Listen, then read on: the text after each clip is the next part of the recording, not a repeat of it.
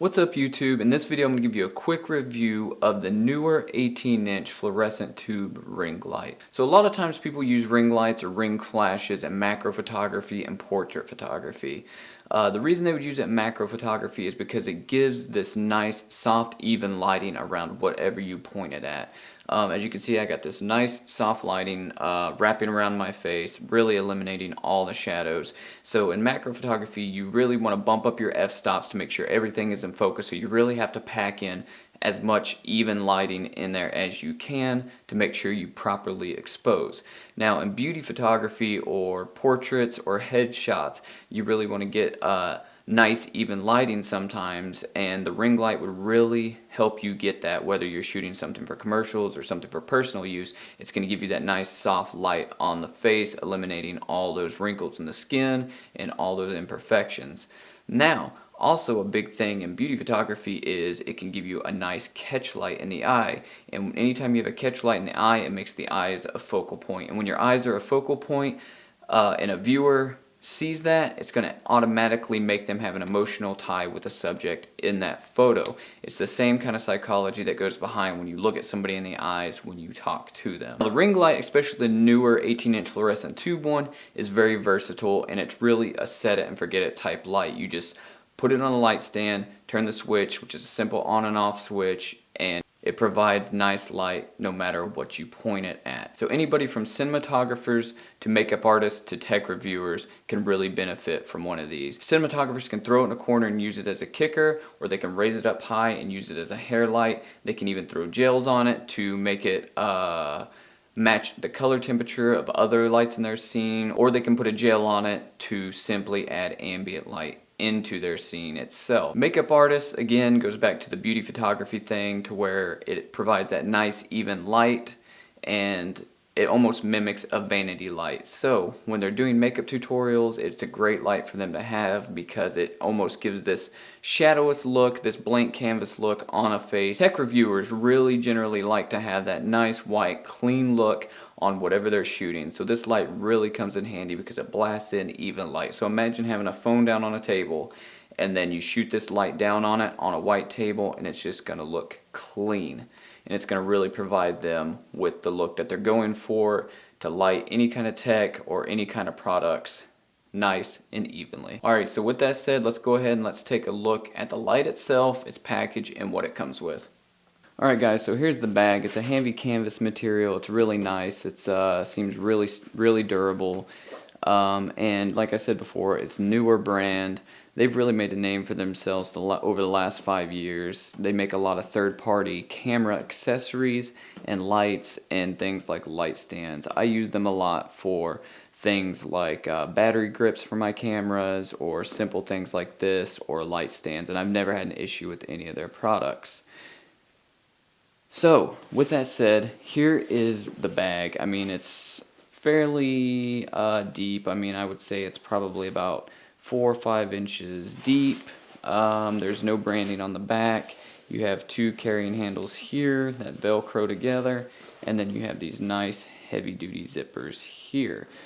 These don't feel like they're gonna break or snap off. Believe it or not, I've had Canon zippers break on me. These actually feel a lot nicer than some of the things you would get on some of the camera bags I've had by bigger companies. So this just unzips all the way around, and then it opens up.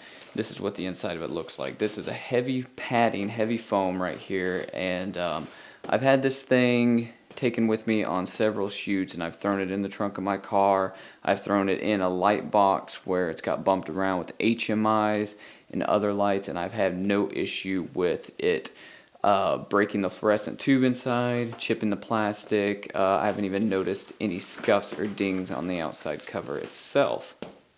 So, taking this out, we have, of course, the ring light here itself. We have a fairly long cord. It's probably 6 feet long. Taking a look at the light. Of course, you have a few exhaust ports. There's not a fan in this, but this just allows some of the heat to dissipate out of the back of it.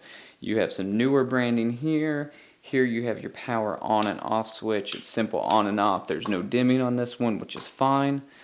Here you have the the adapter that puts it onto the light stand. It's a little knuckle here, right here, clamps it down to your light stand, which connects inside there, and then here, this right here, allows the light to pivot at whatever angle you would like.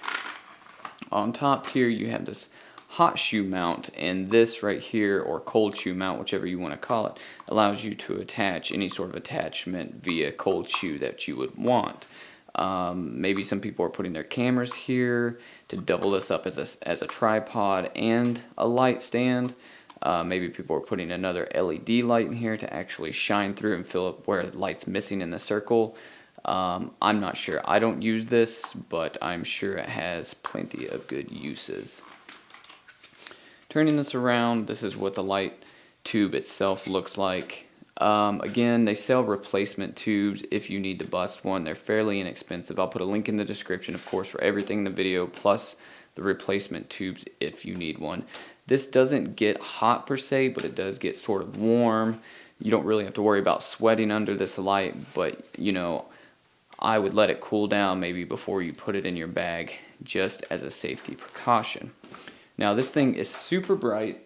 I actually had to buy an extra diffuser for mine because mine didn't come with a diffuser, and my diffuser looks something like this here.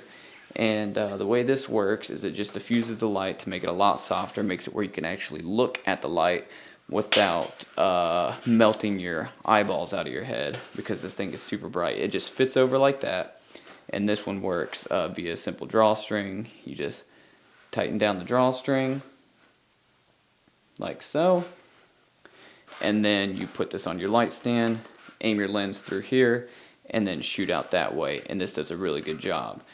Again, I'll put a link to this, I'll put a link to this, and to the replacement bulbs in the description. So, I mean, if you guys use ring lights, like I said, they have 1,000,001 uses, and it's really something that you need to have in your lighting kit, because it's something that could really, you know, save you in a pinch. And I think that, you know, for what it is, for under $100, I don't think you can really go wrong with buying one and having one in your kit. So if you think you got any use out of this video, please subscribe. If you have any videos you can link me showing me what you've used ring lights for, I would love to watch them. With that said, guys, just go shoot, and I'll catch you on the next one.